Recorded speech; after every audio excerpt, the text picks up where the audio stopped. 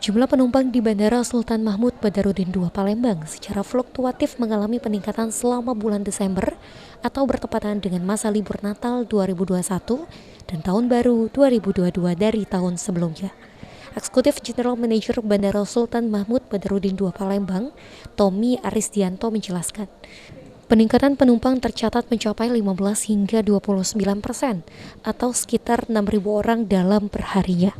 Jumlah tersebut merupakan akumulasi dari kedatangan dan keberangkatan yang mulai terpantau meningkat pada H-2 Natal dengan rata-rata penumpang 5.000 penumpang atau sebanyak 47 pergerakan.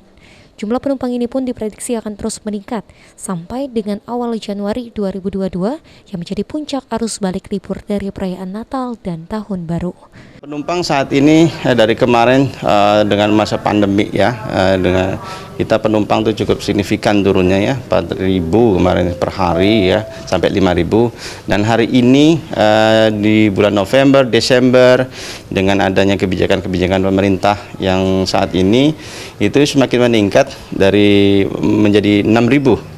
Ya, harapannya ya kita juga dapat penambahan ya sekitar 7.000 sampai 8.000 penumpang ya, sekitar 15% lah kenaikan ya, insya Allah dengan prognosa yang kita buat.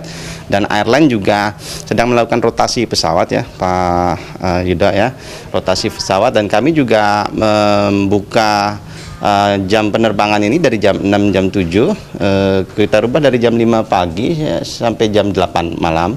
Tapi kami juga buka sampai jam 10 sebetulnya, tapi untuk pesawat emergensi ya Pak GMRF ya. Jadi untuk mencegah varian Omikron, pihak bandara pun melakukan pengetatan pengawasan sesuai dengan surat edaran Kementerian Perhubungan, tepatnya nomor 111 tahun 2021.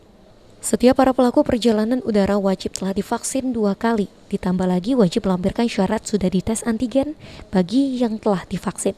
Sedangkan penumpang yang belum divaksin karena unsur sakit harus menggunakan PCR 3 kali 24 jam, termasuk anak-anak pelaku perjalanan menggunakan mode transportasi udara pada usia 0 hingga 12 tahun juga wajib dilakukan PCR.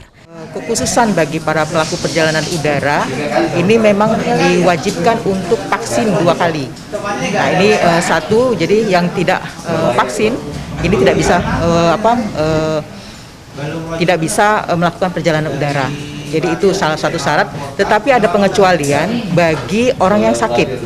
Jadi kalau yang sakit ini harus ada surat keterangan dari rumah sakit ya. Nah ini penting sekali mungkin diketahui bahwa betul-betul pemerintah ini melakukan pengetatan agar istilahnya varian baru ini tidak masuk sampai ke tentunya di Indonesia dan terutama di Palembang. Oktar Farizi, Paul TV.